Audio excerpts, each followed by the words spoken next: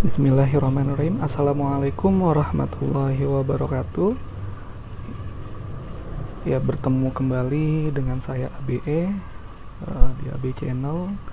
Nah, kali ini kita akan membahas tentang sistem basis data. Jadi mata kuliah sistem basis data untuk pertemuan kedua. Jadi kalau minggu lalu kita melihat atau kita mencari apa sih sebenarnya basis data seperti itu gitu ya. Nah, kali ini kita akan membahas tentang basis data relasional dan perancangan basis data. Oke, sebelum kita mulai jangan lupa kalian untuk subscribe dan like untuk channel kita kali ini. Ya, menandakan bahwa kalian memang interest terhadap materi yang saya paparkan. Oke, tanpa basa-basi, marilah kita mulai mata kuliah kali ini tentang basis data. Nah, untuk yang pertama kali adalah kita berbicara tentang basis data relasional. Apa sih sebenarnya basis data relasional? Nah, basis data relasional ini adalah basis data yang mempresentasikan data dalam bentuk tabel-tabel. Jadi di mana nanti tabel-tabel tersebut dapat dihubungkan dengan nilai-nilai yang sama atau umum pada kolom-kolom yang terkait. Jadi tentunya kalau misalnya tidak heran, contoh yang lebih realnya kalau kalian buka worksheet di Excel, nah tentunya situ ada banyak, ada kolom gitu ya, ada baris gitu ya. Kalau kolom berarti tentunya kalian bisa lihat memanjang gitu. Kalau baris berarti turun ke bawah sampai dengan record-recordnya gitu ya. Nah itu juga database juga mirip seperti itu. Jadi kalau misalnya kalian membayangkan bagaimana sih bentuk database, nah bentuk database bisa kita lihat dalam bentuk worksheet di Excel. Oke, jadi nanti kita akan berbicara tentang komponen-komponen basis data atau database. Di sana nanti akan ada tabel, ada atribut, ada baris atau tuple, ada domainnya gitu ya. Nah, nanti kita akan bahas apa sih sebenarnya tabel, atribut, baris atau tuple atau domain. Nah, kita akan bahas. Oke, ini contoh skema basis data atau database. Di sini kita mencontohkan ada dua tabel saja gitu ya. Jadi dari di sini kita lihat ada DBMS. DBMS itu seperti kemarin kita bilang database management system. Berarti ini yang ada di dalam MySQL, SQL Server gitu ya. Nah, jadi database-nya atau basis datanya. Nah, ini kita bisa lihat di sini contohnya adalah skema untuk database perpustakaan. Jadi kita bisa lihat di sini saya hanya menunjukkan dua tabel, ada tabel anggota dan tabel buku. Tetapi skemanya di sini kita bisa lihat ada tabel peminjaman, ada tabel pengembalian, dan seterusnya gitu ya. Dimana masing-masing tabel ini kalian bisa lihat ada kode buku gitu ya. Misalnya tabel buku ada tabel kode buku, lalu ada judul buku. Nah, sedangkan kode buku ini panjang recordnya itu adalah panjang datanya itu adalah sebanyak 3 karakter gitu ya. Sedangkan judul buku ini maksimum itu adalah 20. Iya, betul, 20 panjang datanya gitu ya. Dan seterusnya. Nanti kita bisa akan lihat lagi penjelasan berikutnya. Oke. Kita akan berbicara tentang tabel. Tabel itu pasti akan memiliki nama. Jadi kalau misalnya kalian lihat tabel, tabel itu harus memiliki nama. Dan tabel terdiri atas baris dan kolom. Lalu ada tabel pada suatu basis data tidak boleh memiliki nama yang sama atau unik, gitu ya. Jadi nama-nama tabel itu tidak boleh sama, nama tabel itu harus unik. Nah, tabel disebut juga dengan relation atau file. Jadi kalau misalnya kalian lihat file-file dari formulir gitu ya, nah itu pasti akan itu disebut sebagai tabel-tabel gitu ya. Nah, itu juga relasi filenya juga pasti akan ada. Oke, ini kita lihat contohnya. Di sini ada tabel anggota. Nah, ada kode anggota, lalu ada nama. Ini kode anggota A01 namanya Surya, A02 namanya Fitri, A03 namanya Syahrul. Nah, ini tentunya nama-nama ini adalah disesuaikan dengan data yang kalian punya. Jika nama yang saya sebutkan nama kalian, wah, itu tidak bermaksud untuk menyinggung gitu ya. Oke, bentuk query secara umumnya di sini adalah kalau kalian berbicara DBMS, database, MySQL, tentunya kalian akan berbicara query gitu ya, atau perintah atau komen untuk membuat sebuah tabel. Nah, bentuk umum dari query-nya ini adalah kalian bisa menuliskan dari create table, lalu nama tabelnya, lalu buka kurung, masukkan nama field atau atributnya, lalu tipe datanya, panjang datanya, lalu field atau atribut yang kedua, tipe datanya, panjang datanya, sampai dengan seterusnya. Contohnya, kalian bisa lihat create table anggota, berarti kita akan membuat tabel anggota. Untuk kode anggota itu bertipe data varchar, lalu panjang datanya itu adalah 3 karakter, lalu nama itu varchar itu 25 karakter, dan primary key-nya adalah kode anggota. Nah, ini contoh dari penulisan query dari sebuah tabel. Lalu di sini kita akan berbicara lagi apa sih setelah kita mengetahui tabel, kita akan melihat apa sih kolomnya. Tadi kita bilang bahwa tabel itu berisi dari kolom dan baris. Nah, kita akan lihat kolom atau atribut atau fieldnya. Nah, ini kriterianya adalah kolom itu pasti memiliki nama. Jelas ya, kolom itu pasti memiliki nama. Kolom yang terdapat dalam satu tabel itu tidak boleh memiliki nama yang sama. Kalau tabelnya berbeda, boleh nggak namanya sama?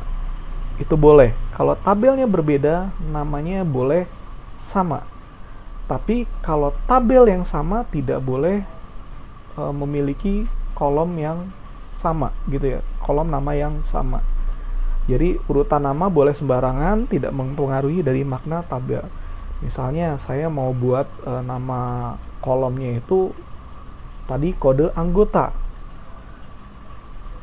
Nah, kalau saya bilang tabel anggota, berarti kode anggota. No, berarti saya boleh dong saya menggunakan KD_anggota. Boleh. Atau saya tulis KD saja. Boleh. Boleh sembarang, tapi tidak mempengaruhi makna dari tabel. Nah, ini di bawah ini kita bisa lihat, oh di sini kolom-kolom gitu ya. Nah, kalian bisa lihat yang di atas itu adalah nama-nama kolomnya. Yang di panah itu ya, itu adalah nama kolomnya. Tabel anggota ada kode anggota, ada nama. Lalu tabel buku ada kode buku, judul, dan stok buku. Lalu ada namanya domain.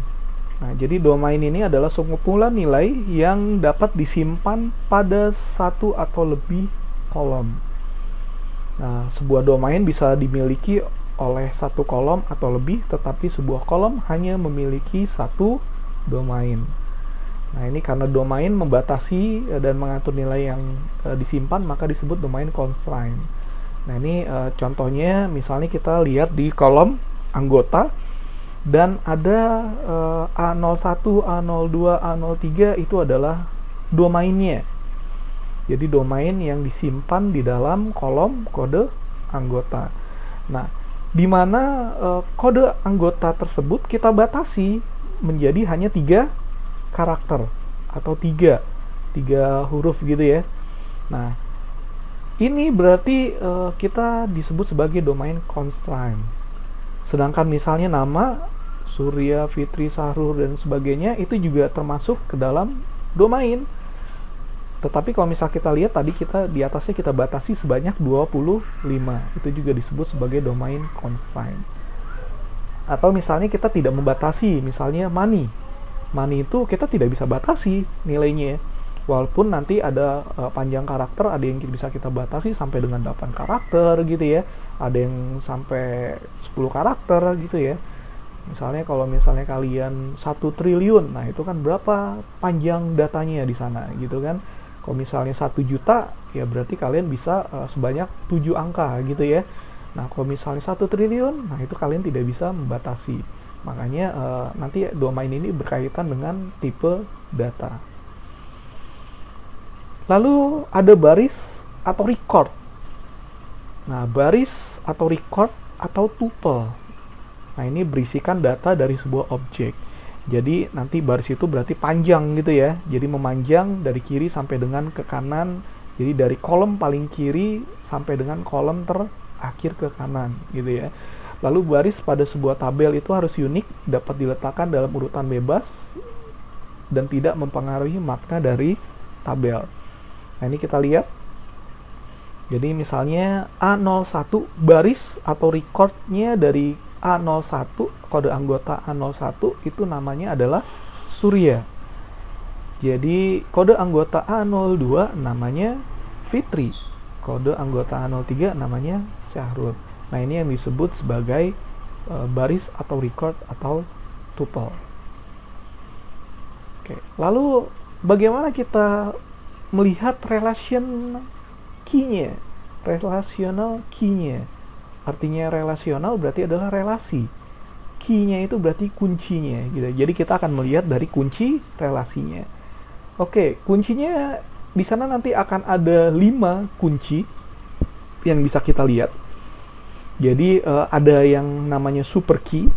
Super key ini adalah satu atau kelompok yang nilainya secara unik membedakan tuple-tuple pada satu tabel. Jadi contohnya di sini kita lihat, oh yang membedakannya bagaimana? Di sini kita lihat dari tabel buku gitu ya. Nah, tabel buku di sini ada kode buku, ada judul, lalu ada stok buku gitu ya. Nah, kita lihat bagaimana sih cara melihat dari super key-nya. Nah, kalau intinya adalah satu atau kelompok kolom yang nilainya secara unik membedakan tuple-tuple. Berarti ini kita akan lihat mana sih yang uniknya. Cara yang paling gampang adalah kita akan melihat tingkat keunikannya. Misalnya, apakah kode buku itu dari buku yang satu sama dengan buku yang lainnya? Buku 1, buku 2, buku 3 itu sama kode bukunya? Oh, kalau tidak berarti kalian bilang bahwa ini bisa dijadikan sebagai super key. Lalu misalnya ada judul. Judul ada yang sama nggak sih? Oh, ternyata bisa saja buku atau judul itu bisa saja ada yang sama antara satu dengan yang lainnya. Lalu ada juga stok buku. Nah, stok buku mungkin bisa sama gitu ya antara stok buku yang satu dengan buku yang lainnya. Nah, jadi dalam ketiga kolom kombinasi tersebut yang bisa dijadikan sebagai super key adalah kode bukunya. Jadi harus nilainya harus unik gitu ya, membedakan tuple-tuple yang lainnya. Atau bisa dijadikan kombinasi juga gitu ya, kombinasi kolom kombinasi kode buku, judul, stok buku dan sebagainya digabungkan menjadi satu kesatuan gitu. Nah, itu juga kalau dalam satu data ya mungkin saja bisa gitu ya. Tapi kalau kita berbicara tentang kolom, nah tentunya yang menjadi super key-nya adalah kode buku. Oke, yang kedua adalah kandidat key. Kandidat key ini adalah super key di mana tidak ada satupun himpunan bagian dari super key disebut menjadi super key lagi. Tidak semua super key bisa menjadi kandidat key-nya. Jadi kandidat key yang terdiri dari 2 kolom atau lebih disebut sebagai composite key-nya. Oke, kalau kita lihat dari kolom kombinasi ini, kode buku, judul, stok buku gitu ya, itu bukan termasuk kandidat key-nya. Kenapa? Karena kandidat key yang terdiri dari 2 buah atau lebih itu kita akan lihat dulu bagaimana dari tingkat keunikannya gitu ya. Nah, jadi kita akan melihat bagaimana himpunan-himpunan dari super key tersebut menjadi super key lagi gitu ya. Jadi kandidat key itu ya pastinya kita bisa lihat dari super key-nya gitu kan. Jadi yang bisa menjadi kandidat key ya cara paling gampangnya melihatnya adalah dari super key-nya. Lalu yang ketiga ini adalah primary key. Nah, ini yang paling sering kita bicarakan, di mana nanti kandidat key yang terpilih, jadi prosesnya dari kandidat key yang terpilih di antara kandidat-kandidat key yang lain untuk membedakan tuple-tuple secara unik dalam tabel. Jika dalam satu tabel hanya terdapat satu kandidat key, maka key tersebut secara otomatis menjadi primary key-nya.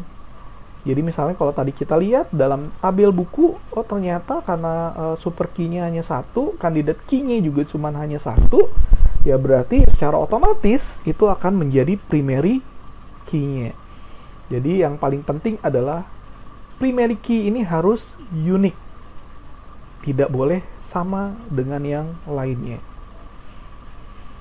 Lalu yang keempat, kita akan berbicara tentang alternate key. Ini contohnya adalah tabel peminjaman.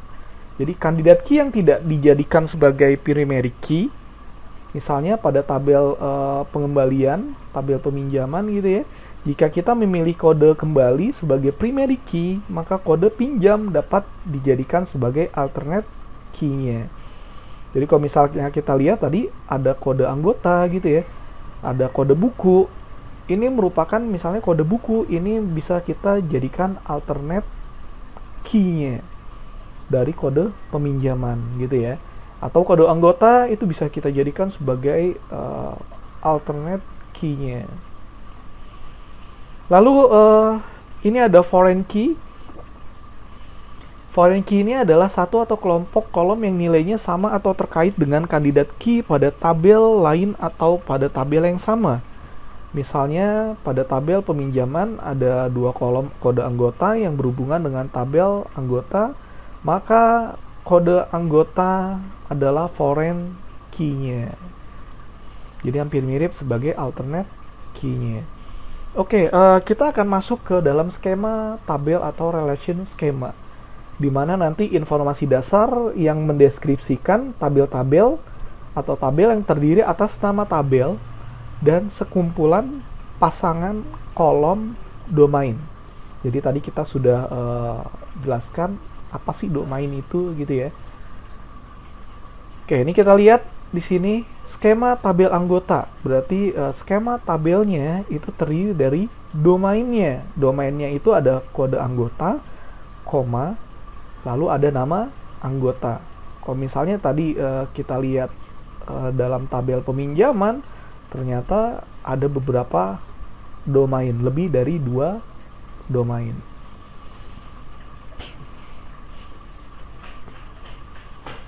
Oke, skema basis data. Kalau tadi kita berbicara tentang skema tabelnya, sekarang kita akan berbicara yang lebih besar lagi lingkupnya, yaitu skema basis data. Di mana nanti itu terdiri dari banyak tabel, begitu ya. Jadi skema basis data itu banyak tabel. Jadi misalnya ada tabel anggota gitu ya, lalu ada tabel buku, ada tabel peminjaman, dan seterusnya. Jadi ini terdiri dari banyaknya tabel-tabel yang ada dalam sebuah database. Nah, tentunya kalau misalnya tadi kalian mendiskusikan dengan teman-teman kelompoknya, menjelaskan misalnya domain itu disebut juga sebagai tabel, nah itu juga salah gitu ya. Domain ya domain, tabel ya tabel. Yang paling tinggi tingkatannya adalah database, lalu turun ke tabel. Dari tabel itu nanti akan ada domain-domainnya gitu ya. Nah, dari tabel nanti akan ada baris data-datanya atau record-recordnya.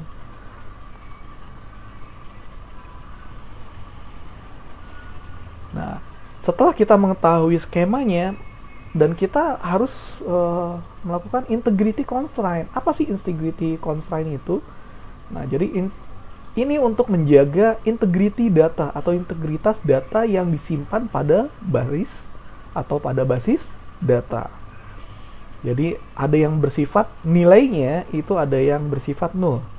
Jadi null itu tidak diketahui nilainya sama sekali. Jadi kalau misalnya di database kalian tulisannya null, berarti itu tidak diketahui nilainya sama sekali.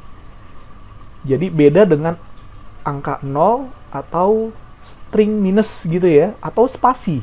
Nah, itu spasi itu juga merupakan nilai gitu ya, bukan nol. Lalu yang kedua adalah entity integrity, di mana batasan atau aturan yang menyatakan bahwa kolom-kolom primary key tidak boleh menyimpan nol. Jadi kalau kolom entity integrity itu tidak boleh kosong sama sekali.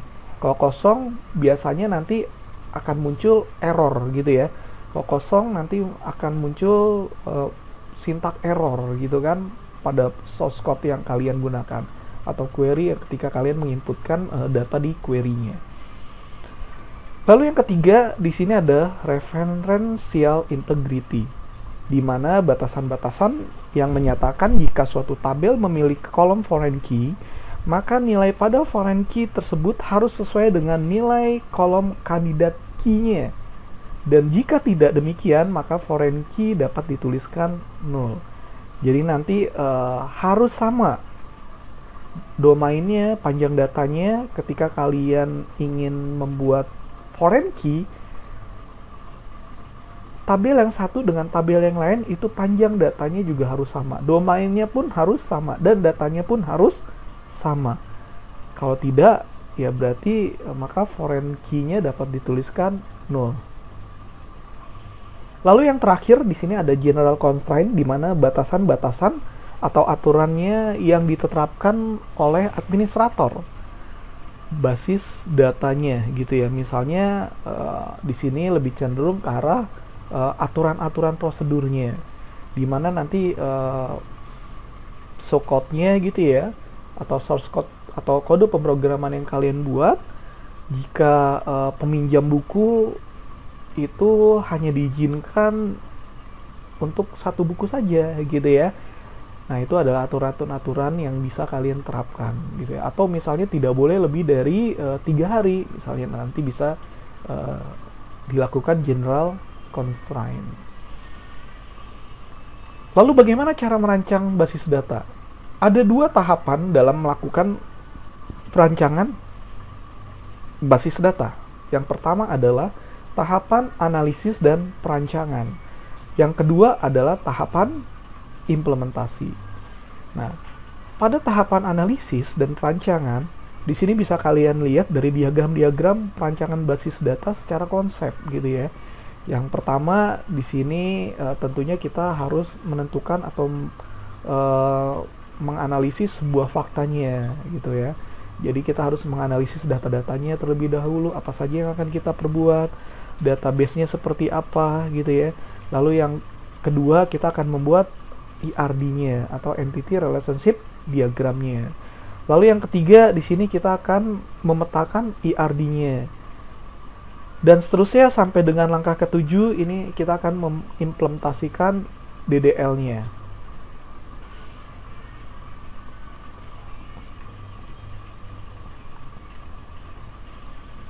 Nah, apa saja sih tahapan-tahapan dalam melakukan analisis dan perancangan?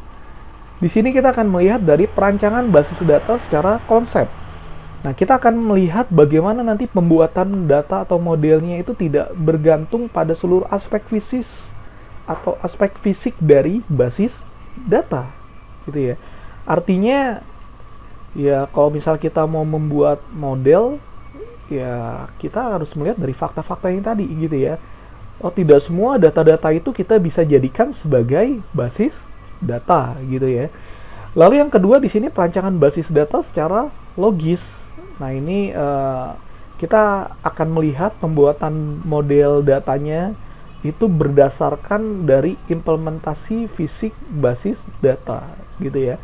Jadi misalnya ini tidak tergantung dari DBMS. DBMS itu adalah database manajemen sistem gitu, tapi kita berbicara tentang basis datanya gitu ya. Misalnya implementasinya seperti apa sih gitu ya, cara logisnya. Contohnya misalnya nama, ada nggak sih nama yang bisa sampai 50 karakter? Nah, kalau misalnya tidak ada, ya tidak logis, ya sudah kalian buat yang maksimum berapa sih nama itu. Lalu ada contoh lain, kode misalnya. Kode tadi kita sudah tetapkan 3. Bisa nggak sih kode itu kita buat menjadi 10, 20, 50? Nah, tentu saja bisa, tapi sesuai dengan logis kalian. Kodenya unik gak sih? Atau contohnya NIM kalian, NIM itu unik gak sih? Dan ternyata hanya dibuat berapa kolom sih, berapa panjang datanya. Dan ada yang sama nggak sih ketika menerapkan panjang data tersebut? Nah, itu bisa kalian terapkan nantinya. Lalu ada perancangan basis data secara logis. Di sini nanti mengimplementasikan penyimpanan sekunder itu melalui disk gitu ya, virtual data gitu ya. Jadi nanti deskripsi tabel, data dasar, integrity, semua consign dan sebagainya gitu ya. Jadi ini perancangan basis data secara logis terhadap database-nya. Lalu ada tahapan implementasi, di mana tahapan ini mengimplementasikan rancangan basis data yang telah dibuat, implementasi menggunakan aplikasi klien yang disediakan oleh DBMS. Jadi kayak misalnya kalian pakai PHP MyAdmin gitu ya, pakai MySQL, lalu kalian pakai Postgre, lalu kalian pakai Oracle, SQL Server. Nah, ini adalah tahapan-tahapan implementasi dari sebuah DBMS atau penerapannya. Oke, sampai di sini jika ada pertanyaan bisa kalian tulis di kolom komentar, ataupun jika ada komentar boleh kalian tulis di bawahnya. Setelah mendengar penjelasan ini, ya menurut kalian bagaimana sih cara-cara untuk melakukan perancangan sebuah database? Silakan tulis di kolom komentarnya. Dan bisa kita diskusikan ke dalam grup-grup yang sudah kita buat sebelumnya, atau e-learning dari kampus yang memang sudah kita sepakati bersama. Saya tutup penjelasan pemaparan materi dari saya. Assalamualaikum warahmatullahi wabarakatuh.